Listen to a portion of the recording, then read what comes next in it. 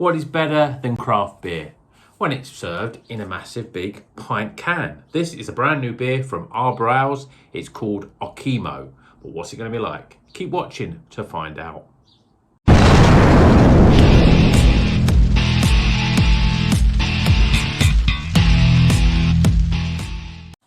Welcome back to Rocker's Beer Review. Today we're going back to Bristol and Arbor Ales and their trademark pint cans. This 568 millilitres in new money, I suppose you would say, but 1 pint in old money. So big can requires a pint glass, which I very rarely use. I always use my sort of craft beer type of cans, but you know, it's a big can, so let's get it into a pint glass. Now this is a New England Pale Ale. It's brewed with Azacca, Citra, Idaho 7 and Mosaic Cryo hops.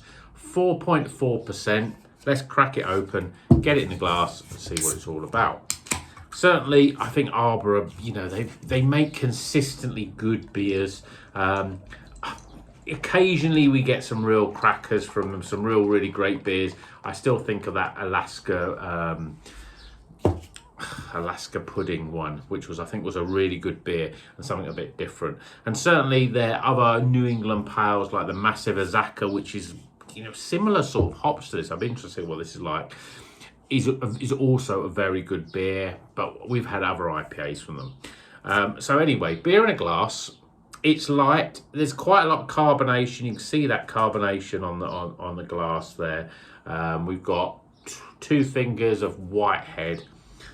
It looks pretty good. I mean, it's sort of haze to it, but you know, you can almost see me through there. So it's not as thick and hazy as a lot of some pale ales that we can get, but certainly looks like a proper pale ale. See what the aromas are like.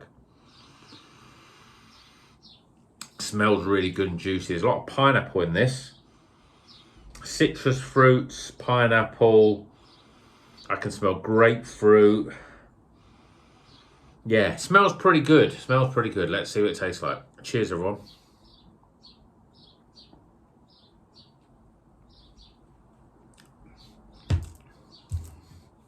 Very light. A little bit prickly carbonation, a little bit more carbonation, not as soft as, you know, as I would probably prefer, but it is a pale ale.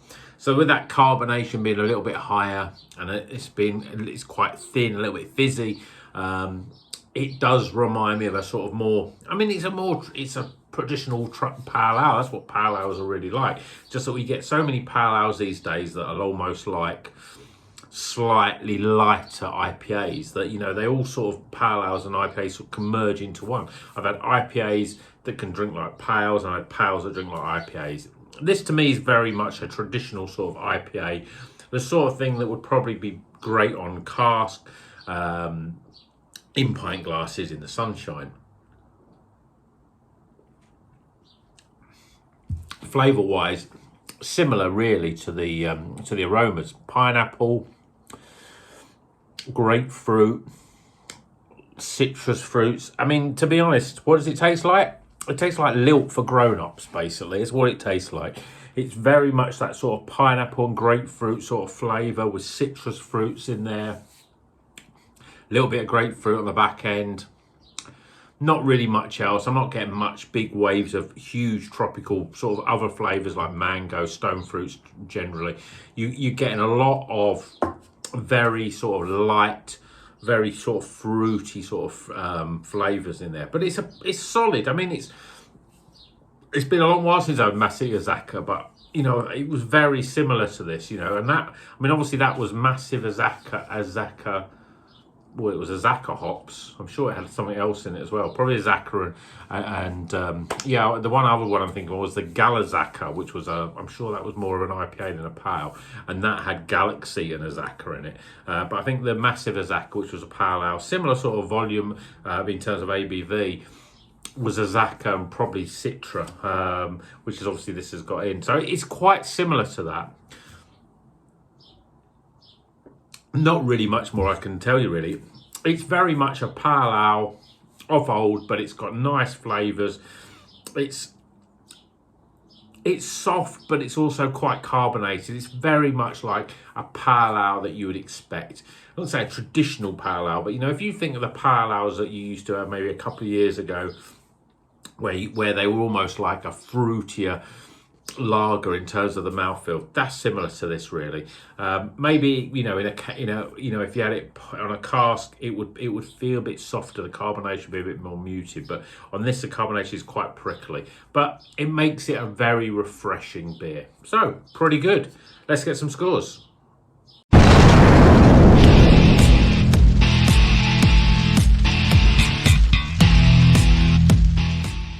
Okay, the scores are in for Arbor Ales Okemo. I don't know what Okemo means. It's a New England Pale Ale, 4.4%, Zaka, Citra, Idaho 7, and Mosaic Cryo hops.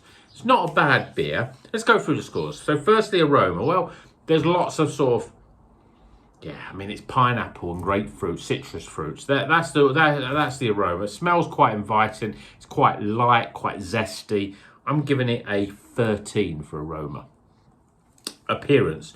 Well, you know, it's not as thick as some pales, but sometimes it's a bit more hazier than others. But, you know, not much of a head on there. I mean, whether that's because I poured it into a pint glass opposed to a sort of craft beer glass.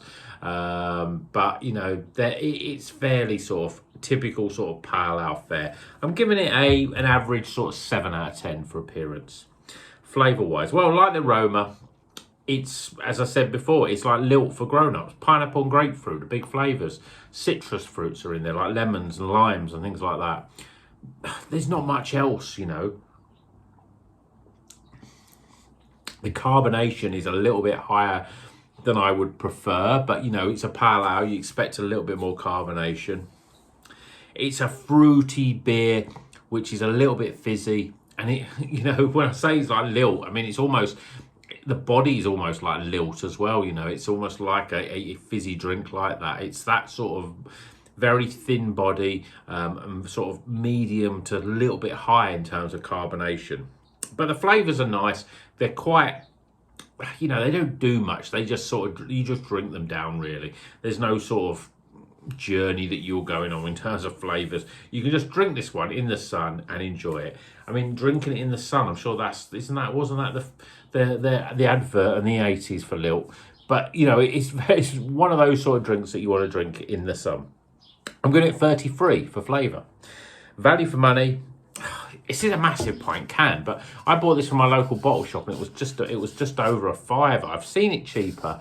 So, you know, it's not the cheapest for a pale ale at 4.4%. I think that they thought, oh, it's a big can, we'll put the prices up. So I'm giving it an 8. I think you could probably get this for probably £4.50, and for a pint, you're getting a lot more beer in there than you normally would expect from a normal 440ml can. You know, 25% more you're getting for that. So if you can buy it for £4.5, I think it's good value. So I'm giving it an 8 for value. And my overall experience, it's a very, I mean, it doesn't do, it's pleasant. I don't like the words pleasant and nice, but that's the best way of describing this beer. It's very drinkable. It's juicy. It's inoffensive. It just goes down. I mean, it's not much better than a lot of supermarket pals. It's just in a massive pint can, so that's always great, isn't it? It's a very refreshing beer. I'm giving it 14. You know, it's a pale ale, so I shouldn't really expect it to be thicker in terms of its body, less carb, because then it's becoming an IPA. I think a little bit more oats in there would have made it a little bit better, but I'm still giving it 14. Tighten the scores up, we get 75. And I think that's as fair a score as you're going to get, really. I mean, it's a recommended beer, so, you know, if you see it, give it a go. I mean, if you can get this on draft, I'll be interested to see how good that is. As I've said in some videos before, I'm planning to go to Bristol for the Bristol Fair Craft Beer Festival in June. And I expect Arbor will be there, and I expect even if they're not there, I'll probably go to Arbor, you know, and drink Arbor when I'm in Bristol. So I'll be looking forward to drinking some of these in pints on draft. You know, I think they'll be even better. But they're very consistently good brewery, I think, Arbor Ales, and usually always going to put them in my top 10 because it's consistency what's really does it for them. You know, they don't make a bad beer, but you know, maybe they don't make a beer that's going to get into the 80s, but you know, they're all consistent. And I think sometimes that's, you know, when it comes to craft beer, that's half the challenge with a lot of these breweries. So 75, as you say, it's carbonated, so I'm getting a bit gassy here now. But it's a refreshing beer, and it's a good beer. So give it a try. If you've had it, let me know. If you've had Arbor stuff recently, let me know. I still think that pudding one, the Baked Alaska or Baked Alaska one, is still one of my favourite Arbor beers. And they did have that, but that was £6, so I didn't buy that. But I should have maybe got that again, because that's a good beer. Hope you enjoyed this video. As usual, please give it a thumbs up if you like the video. Give it a thumbs down if you don't. If you're not a subscriber, please subscribe. Got lots of videos coming up. I seem to be sort of getting quite a few videos recently sort of lined up. So I've got 3 or 4 of them sort of thing coming in a row before they're even published, so that's pretty good. I'm trying to do some more sort of music stuff, but they take a little bit more time. So hopefully in May we'll be doing some of those as well. So until the next one, you know what you've got to do: drink craft beer, enjoy the sunshine, and keep on rocking.